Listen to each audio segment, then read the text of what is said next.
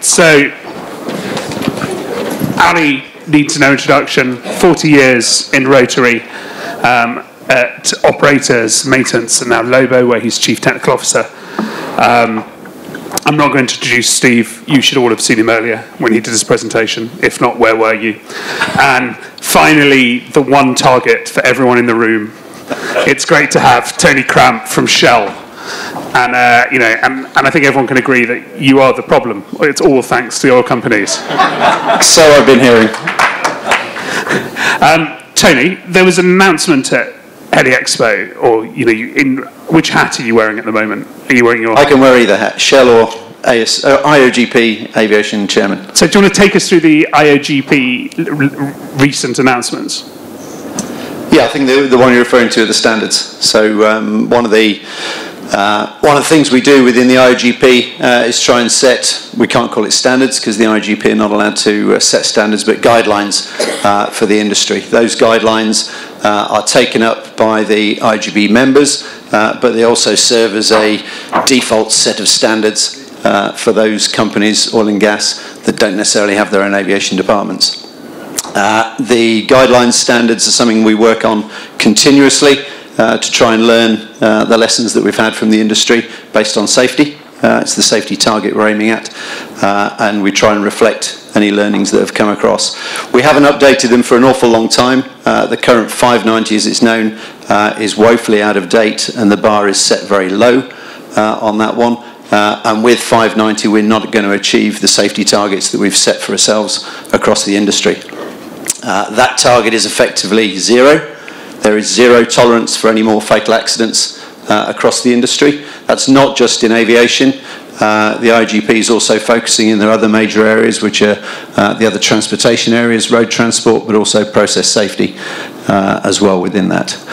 So over the last couple of years, we've been working on getting the new standard 690 together, which is focused on offshore, but will also play out in a number of other areas. That was agreed in terms of content at the meeting in Anaheim back in January, and we're going forward with publication of that hopefully around Q3 at the end of this year. In terms of this audience, the headlines, I guess, out of that are that we're now setting a certification level for the aircraft we believe should be in oil and gas, which is Amendment 45. So that effectively takes out 412s, 76s below the D, AS365s as a class of aircraft we don't want to be flying offshore in oil and gas.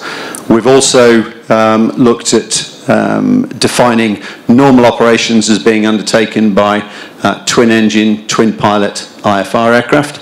The impact for that is obviously going to be Gulf of Mexico predominantly. But again, if we're looking to achieve zero on the fatal accident scheme, that's one action we'd look to there. And there's a bunch of other standards in there, so things like 6-monthly simulator training. A lot of what it's trying to do is make sure that the good operators that we have out there that are applying the best standards are going to be rewarded for those. At the moment, it's very easy for people to come in, say they're achieving the oil and gas standards with what is effectively a very low set of standards. So what we're trying to do is set the bar where the industry best practice sits to challenge those that are currently bottom feeders, if you like, or those that are down at the bottom, but really to reward those operators that have been for some time performing at the very highest level. And we want that more standardised across the industry. So that's the headlines from it. And so you've agreed to new guidelines. They should come in possibly sometime this year. And then how quickly do you think they'll be adopted? Yeah, the implementation is going to be the key, because you can put out IGP guidelines, and that doesn't mean to say that Shell, Chevron, or oil and gas company X has got to implement them. Most big companies have got their own standards, which they apply. The IGP as a body is putting a lot more pressure now on its members to actually implement fully all its guidelines. So again, not just for aviation, but right across the board. So the challenge for me and the rest of the team in the ASC is going to be getting that implementation. And things like moving to new aircraft types, nobody's expecting that's going to happen within a year or immediately. We did that in Shell. We set that same bar back in 2008, and we basically put a 2 to 4 year contract cycle timeline on moving through, so that the next contract renewal, you then contract for the next aircraft type. Ali, do you think this is significant? Of course it's significant, and it's a great safety enhancement going forward. Obviously it's going to create some turmoil as the older aircraft get moved out. What happens to them? Which market do they go to? And if you want to bring in new aircraft, you know, we've all heard the conversations in the last day or two.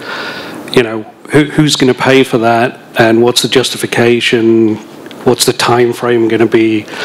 But again, I think, having talked to Tony recently, one of the other things that you're working on is to try and understand what the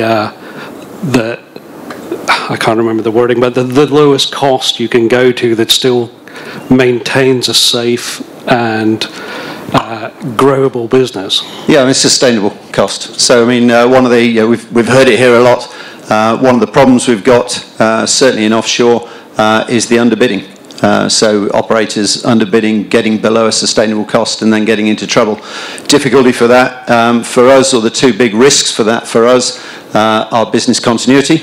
Is it going to mean that an operator we're relying on in a certain area suddenly goes out of business and can no longer continue to give a service? And in some places you're stuck with that operator. The other big one is safety. I don't want to be sitting here in a year's time to learn that we've just had a fatal accident, killed 21 people as a result of cuts that company made in the way it maintains or flies those aircraft. That's something we want to avoid. So that sustainable cost, or that sustainable contracting, is a massive challenge, because our C&P guys in recent years, not just in aviation, but you saw in some of the other assets, have got used to having nice short contracts, because they know every time they recontract, somebody's going to bid even lower. And trying to wean them off that behaviour is quite tricky. We've been having those conversations within Shell for some time, but you've got to come up with the figures, and you've got to come up with a good argument as to why you don't go for the lowest possible price. And being able to set the bar in terms of what the operators can achieve from an operational and safety point of view is one way to implement that. Steve, you track oil and gas helicopters probably more than anyone else in the room. How do you see the fleet changing, or how quickly? Or are we going to find out that the older helicopters are going to be at operators who aren't going to take the guidelines seriously? This is the thing, right? So the motive here is obviously a very sound one in terms of improving safety, improving the outcome for the end customer, but that's going to come with a cost. And the challenge that I see is that the E&P companies, what do they get pressured on by their stakeholders? They get pressured on how much money they return to shareholders through dividend and through share price growth. They get measured and tested. The key performance indicators are around cost per barrel extracted, cost per barrel found, and their main drive for the last 5 years has been on those KPIs, on to minimise those costs. There's clearly a conflict there between what's being asked of them by their main stakeholders, and then this desire to improve safety. And it's going to be very interesting to see how that plays out, because you'll see where the true kind of nature of some of these businesses actually lies, because there will be a cost, and the E&P companies are going to have to pay that. Yeah, I think you're right, and it quite often it depends on the culture of the company. Some pay a higher price for safety, others are not proposed to do that. But the other big driver you've seen that's come in, I mean, we talked about the oil price crash, followed by the 225 being the big driver. What actually happened, which I think had an even bigger impact on that, was efficiency. We got a lot more efficient. In our biggest operation, we went from flying 15 helicopters to 7, moving exactly the same number of people offshore in the same area. We didn't take an interruption in activity there. There was a little bit less exploration, but not very much. And we did that just by flying for longer each day. Ridiculous inefficiencies that we had in the process beforehand. There's still room for that. We're still paying for aircraft, individual aircraft on contract sometimes, that sit idle for long hours of each day, that don't necessarily fly at weekends. We're looking for new models in how we can contract. Maybe we just pay for a block or a flight, or 3 flights a day on a particular aircraft, and then one of our competitors pays for the other 3 blocks on that aircraft. let's get the utilisation up to sort of fixed wing levels. So there are efficiencies there. It requires it to be done in areas where we have a lot of activity, so that you can have those sharing agreements, and it requires us all to be asking for the same standards. One of the reasons why getting more parity on the standards is actually going to help the situation rather than exacerbate it. I remember in Mexico when you were presenting, you had a slide there which was showing effectively the aircraft types that Shell were happy to fly, which was the S-92, the super mediums, 160, some of the other newer uncertified aircraft at this point. So I mean, if every E&P operator took that approach, then suddenly you've got an undersupply in the market. Then these questions about where does the 525 fit in? Well, then suddenly there is space for it, because you've then got an undersupply of aircraft. You've got a new build cycle for the OEMs, and and you're chasing the end goal of better safety. Which yeah, I guess that's market playing out, or it creates space for more aircraft of the same type to come into the market, or potentially new ones. I mean, we're not looking. We've got interest in two ends of the market. We want and work very closely with the OEMs, so Sikorsky, Airbus, Leonardo, Bell, to make sure that we get the best technology.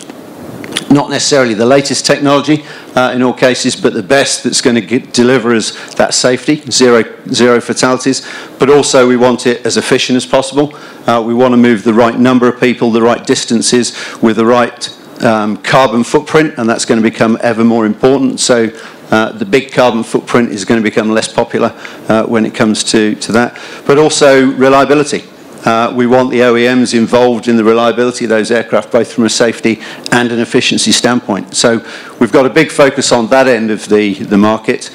Our other focus is on the operators. We want operators that are strong, healthy, able to invest in training and in the safety systems we want, who can be partners over the long term to partner with that service. And I think what we're looking for from this part of what I'm interested in is where this part of the industry adds value, because I'm sure it does add value, but when I hear a bunch of lawyers up here joshing about how expensive they are between each other, I also wonder if there's a lot of unnecessary cost.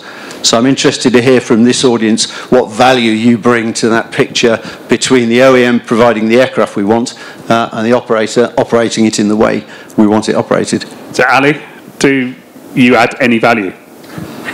Well, personally, obviously, just by being here, I add value. But the reality, I think, is that helicopters got very expensive in the last 20 years as we've brought in the new technology, and the operators at the time didn't want to raise the kind of money they needed to buy those assets to operate them, and that created an opening and a requirement for the lessors as we see them today. And to go on, the idea of a sustainable cost is interesting, because again, there's lots of questions we can ask the group. Where are those costs driven from? If we move aircraft from contract to contract, operator to operator at very short turns, that has a huge cost to the operator, the lessor, and it impacts your ability to sustain your no-break in contract. Also, a lot of this comes from, if you want to have OEM support contracts, because that helps the lenders feel comfortable, that comes at a cost. There may be other ways to reduce that cost, as we've heard people talk about for different types. For the newer types, that's the reality we're in. So we don't want to go to a sustainable cost that is just a high cost because somebody makes a lot of money, we don't know who. We need a sustainable cost that is the right cost, and nobody feels like they're being gouged in the system. Yeah, and I think we have got a role to play in that in terms of the contracts. I hear what everybody says for a couple of years now about the cancellation for convenience clause. There is no place in a good long-term contract for a cancellation convenience clause. It was in there out of laziness, to be quite honest, because a lot of the contract templates came from exploration. In exploration, you do need it in there because, as we heard from Stephen earlier, some wells end up dry. And they decide to plug it and go away, and so they need the ability. But for a good long-term If we're in an area like the Gulf of Mexico or Prelude for us down in Australia, where we just paid a huge amount of money for something that's going to be sitting there for the next 30-odd years, then there's no excuse there for us having short-term contracts or those sort of cancellation for convenience clauses. But as I say, that's a behavioural issue that our C&P guys have got into, that we need to wean them off and get them to see the value that will create for them in terms of long-term. Because at the end of the day, we're paying for this. So whatever costs are coming into this business, they end up with us paying for them in the rates that we pay for the operators, or the operator takes it and becomes weaker in terms of its service. So whatever costs we've got in the middle through any of yours, the money that your investors are making is money that we're paying at the end of the day and providing into the system. So we want that to be as lean and value-based as possible. So you've answered the question just as someone in the audience asked it. But part of the problem is a lot of your competitors aren't doing this, are they? No, they're not. With my IGP hat on, it's something we're talking about and trying to encourage, working with organisations like Heli Offshore. And I'd really encourage, there aren't many operators left in the room now, but the operators need to be out there educating the oil and gas company C&P chains. The banks, the leasing companies can all play a role in that. A lot of it's just ignorance. I didn't really, personally, up until about 2 or 3 years ago, I had no idea myself of the amount of impact that had. And we heard the bankers up here earlier saying that that's an absolute no-no for you in terms of lending. So education. I think if you make a reasonable play and show them the value it's going to bring to them, then they'll change. Some of them. Hopefully most. Steve, thoughts? Well, I was just thinking, this is a cyclical oilfield services business. I'm sure plenty of people in the room think about it as an aviation business, but really it's a heavy asset oilfield services business. The oil sector has always been cyclical for certainly as long as I've been alive. And in those cycles, in the up cycles, the E&P companies get hammered on pricing, they get hammered on lead times and other terms, and of course vice versa in a downturn. And the difference this time is that previous down cycles have been 1 or 2 years, and we're now 5 years into a down cycle. So the oilfield service sector was never really structured to sustain a 5-year down cycle, which is why, just like in the rig market, just like in the vessel market, you've got multiple bankruptcies, you've got asset values that have collapsed, you've got utilisation levels. In the rig markets, you've got rigs that cost $500 million each, 40% utilisation, day rates down from $600,000 a day to $220,000 a day. So you can make an argument actually that this business is performing pretty well compared to the rest of the oilfield services sector, right? If you put it in that context, this business isn't a disaster. This is one of the better performing oilfield service sector businesses. I hope everyone feels happier now. Tony, you talk to the operators, to the OEMs. If you've got no interest in getting together with a lessor on a contract, we talked about, Mike Platt talked about the jewelers with everyone going in and all the operators looking at different stones and different rings. Have you thought about going in with a lessor and saying that buy these aircraft, we'll choose the operator? Yeah, absolutely. We're having those chats at the moment. I mean, we made the announcement back with the Shell hat on that we like the look of the 160 at HAI because of what that brings in terms of some new technology in there, which safety enhancement in terms of the way in which you've got the automation playing into that, but also in terms of the potential cost of ownership of that one and the environmental footprint. So that's a new aircraft. We know that a lot of the operators probably haven't got the cash to be able to go out and do that. And if they do, the rates that the leasing companies are going to charge them because their credit rating is going to be bad, and we're going to end up paying that. Shell is going to have a much better credit rating, hopefully, with the guys, and so it makes absolute sense for us to do it. We already own and operate. I've got 4 Falcons that we run for our corporate fleet. Those are owned by ourselves. We've got helicopter operations in Brunei, where again we own and operate those aircraft. In the past, we've owned aircraft and given them to operators to do it. So absolutely, we're in the market for very different models than we currently have, so that we can reduce some of the end costs, but keep everybody in a more sustainable win-win position. Probably very few companies in this room will get anywhere near your credit rating. Are you not just tempted to buy again and give them out to operators? Yeah, but I'll have to compete with other requests on the cash. And as Stephen was saying, you look at the Shell price over the last couple of days going south. It depends on return on investment on that cash. We're an oil and gas company. We want to be drilling holes in the ground and getting oil and gas out there. So I can put in for capital if if there's a really good case for it. Might get it. Possibly not. Steve, you've tracked the market for a long time. Coronavirus, we haven't actually discussed it that much here. We're obviously seeing the oil price fall. Is this the start of another downturn? Who knows? We're at the early stage of it. I noticed yesterday on the news that Chevron in their London office had one guy that was suspected of being ill, not a confirmed case of coronavirus, but suspected of being ill, and that was it. They cleared out the entire office of 300 people. I mean, this could bring the entire industry and the entire economy to a complete. I think they had a big leaving party the night before. I mean, it's going to have an impact. We're already seeing LNG deliveries being turned away by China under force majeure. It's having an impact, and depending on how big and how long it goes on for, it will have an impact. Okay. Do we have any questions and comments from the room? Yeah, Crispin, I'll come to you.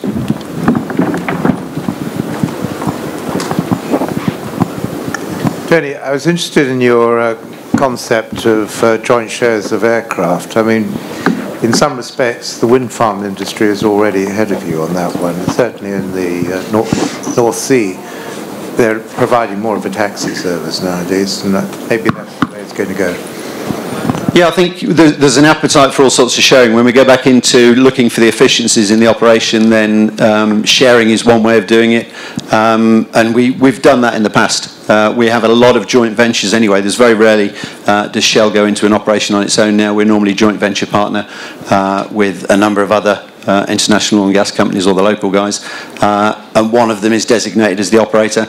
And you go in with that, but also actively sharing with others. I mean, that's the sort of block model we're looking for in these busy areas where one aircraft is shared by a Shell and maybe a BP, where 3 of the flights one day are ours, 2 flights belong to BP. So it's trying to get those sort of models worked out, and in a sense, I suppose there's an incentive for the operators not doing that because they might end up with fewer aircraft or less use of the aircraft they've got.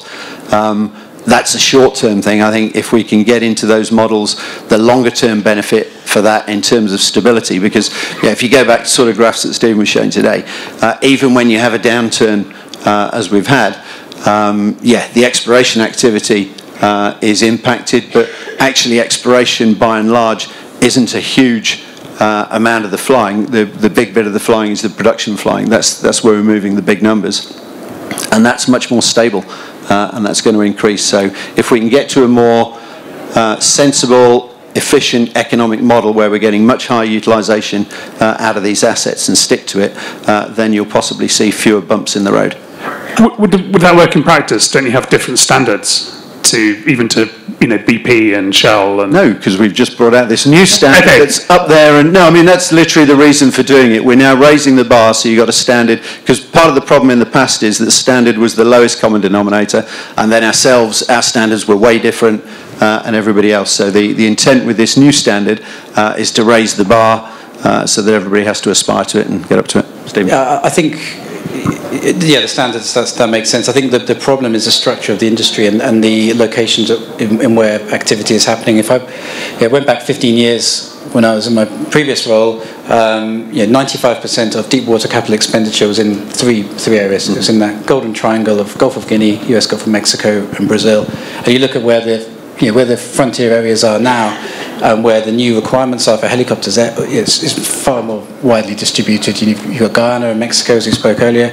There's exploration activity in Argentina, where there's nothing in country that will support it at the moment. They'll have to be moved there. You've got deep water activity in South China Sea, east coast of India. You've got the gas activity, east coast of Africa. Mexico is going to be a really interesting one if we do get some big finds there, because it's a blank piece of paper in that sense, and that will be an opportunity to see if we can build that model when the activity ramps up and hopefully it will be doing so with quite a few of the players at the same time. If we can, that gives us an opportunity. So if we succeed in that, Mexico might be the first one. If we don't, Ali, as a lessor, would you like having an operator who's got 2 end-user contracts? An operator having 2 on one aircraft that it's serving 2 different oil and gas companies. Would you like the diversity, or would you be worried about the complexity? I don't think it adds much complexity as a lessor. It adds complexity to the operator and the end users potentially, but the benefits are there if people want to do it. And if it takes the excess inefficiency out, then hopefully that keeps the cost under control. We already do it in some areas. Look at the North Sea, where we're contracting for, we're still contracting for a number of aircraft, but not by tail number. So the operator is required to provide an aircraft for that day. We're not saying which one, it's just got to be one to the same spec. And again, when you've got the same standards, then you're not arguing about equipment fits and the rest of it. Okay, any more questions? Yeah, but we'll start with that. Tony, just in your role with the IOGP, do you see a change more broadly in rotation schedules? I know Shell's gone to the 2 on 2 off, but do you see others following that over time? I must admit myself, I don't get a lot of visibility of that, and it varies by region. The North Sea that's talked about, you've got strong unions and the rest of it. You go to places like the Gulf of Mexico, and it's very different, and they tend to be on longer schedules because they're travelling further. So it really varies with the location. So I haven't got a lot of information on that, I'm afraid. I guess this is a comment. Maybe I'll turn it into a question. First of all, Tony, I think it's extraordinary that you will sit up here bravely when none of the other oil companies are up on this panel. And the whole premise of the idea that somehow you all, the end customer, are responsible for the industry structure that has led to everybody upstream of you losing money is bizarre. I mean, for a second I thought someone was going to say, okay, comrade, let's go back to the Kremlin, because that sounded more like, like a planned economy to me. And back to a point Steve made, just correlating this in on this, if we all didn't throw capital in at the wrong values, then you all wouldn't be getting what you're getting. And so the answer is not you all changing your contract structure. I'm glad that you're willing to do it, etc. It's about where the capital starts upstream of you all and us getting the right return, and then you'll have to pay it because we won't be throwing capital at you for inefficient prices. So I guess this is a thank you for being brave and offering that, but for us to sit here and blame the end customer, that's like walking into Walmart and having the people at Walmart say you got to pay more for that price. Like, it's not going to happen. That's a ridiculous premise. So again, thanks for being here. But anybody who thinks that a capitalist market should be blaming the end customer, that's inane.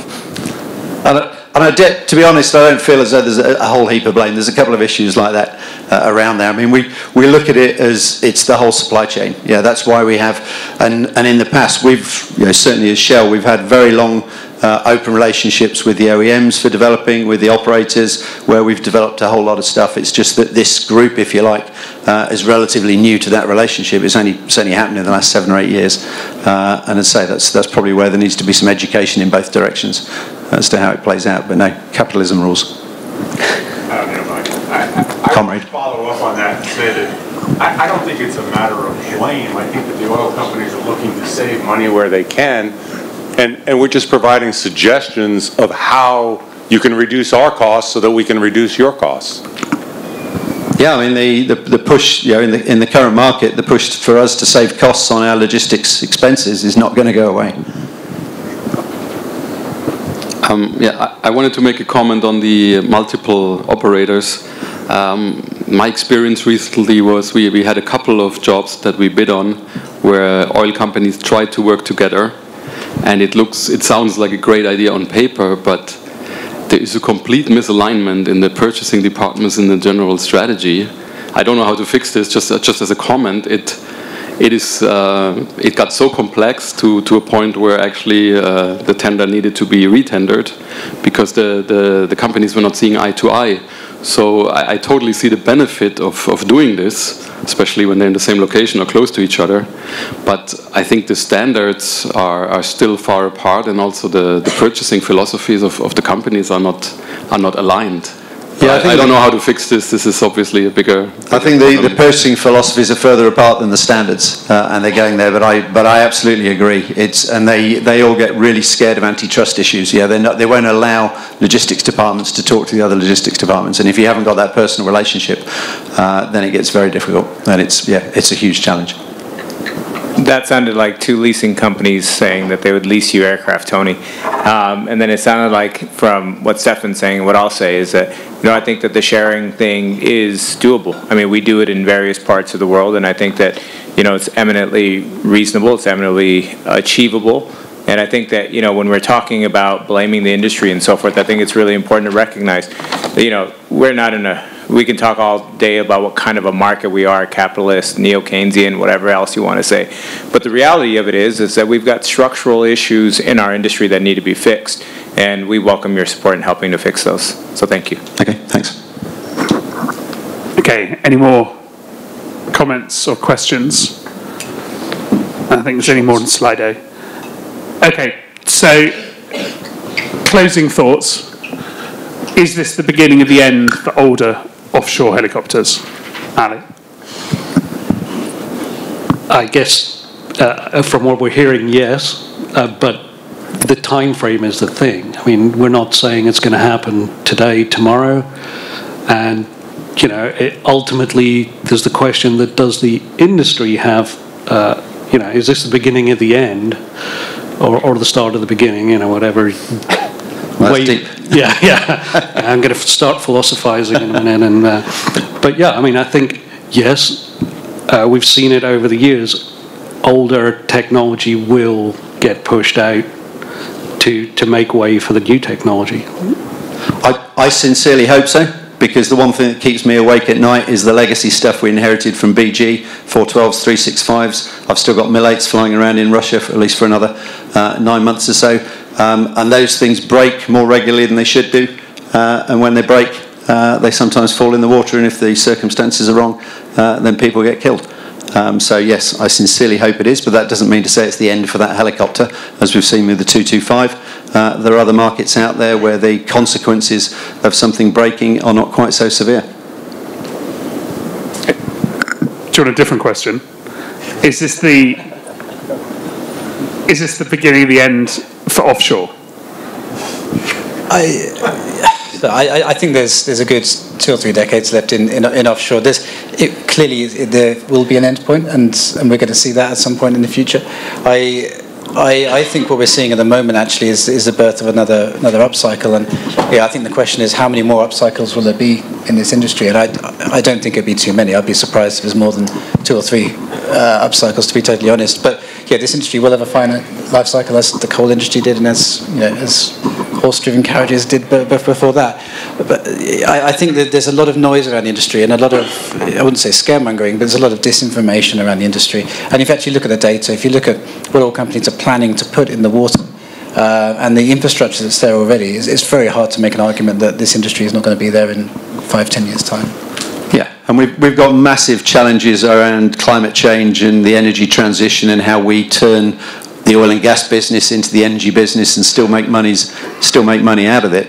A lot of those changes are going to be driven politically through that. But if you look at there was people talking yesterday about the worry of investing for 20 to 30 years for an asset. The assets that we're building and putting out there in Brazil that are going to go into the Gulf of Mexico, they are 20 to 30 year assets. Yeah, we're not building platforms and FPSOs that are only going to be out there for 5 or 10 years. So if we're putting them out there, there's an understanding that the demand for that product is still going to be there for the next 20 to 30 years. I guess the indicator will be when we stop putting those out, or when the replacement levels for the existing platforms starts going down. That's your indicator of when we're on I mean, yeah, we all know fossil fuels are going to be on the way out eventually. It's just when. But the assets going out there are going to be lasting just as long as the aircraft. Ali, think of all those helicopters you've operated in the past. Sorry? Ali, do you Well, yeah, a lot of them are still around, but they're doing other things now. When I started in Aberdeen in the early 80s, it was all about 61s. We had the Chinooks, 76s, 212s. Most of those have now gone into other industries, and we've moved on, and we'll move on again, I hope. And the final question, I'm not sure how serious it is, from the audience. If Greta walked in, what would you say to her? I think there's a very serious discussion around this, because if you look, again, go back 25 years, right, we had 25% of the world's population living below the poverty line, right? That number today is about 12%, I think it's 11 or 12%. And cheap energy has brought people out of poverty, and it has saved people's lives, right? So there's, climate change may well kill people, I'm sure it will kill people, but climate change mitigation is going to impoverish people as well. And there's got to be a balance between climate change mitigation and actually maintaining prosperity for the world's population, because it will hurt the people that are poorest off in some of the poorest countries in the world. And I'd say work with us. Our leadership are certainly trying to engage with all the NGOs. I'm not sure whether Ben's had a chat with Greta yet. I'm sure they've met up at something. But the oil and gas companies, the energy companies are going to be critical to how we tackle climate change, because we've got a lot of responsibility in there for the way we do it, but it's got to be managed. Nobody's going to turn off all the taps for all the reasons you just mentioned. There's still far too many people in the world that don't have electric light bulbs to turn on and to teach their children and the rest of it, and the basics that we have. So there's still those guys to bring out of poverty, but obviously when you look at Europe in particular, there's certainly an appetite for weaning ourselves off fossil fuels. So we're going more to gas, get off oil, get off the dirty ones. Let's see if we can get to cleaner fossil fuel energies. That's a massive focus. But if she was walking in now, I'd say sit down, let's talk, and let's work it through how we can get there, because it'll get there a lot quicker if we're all on board and we can have a business going through it.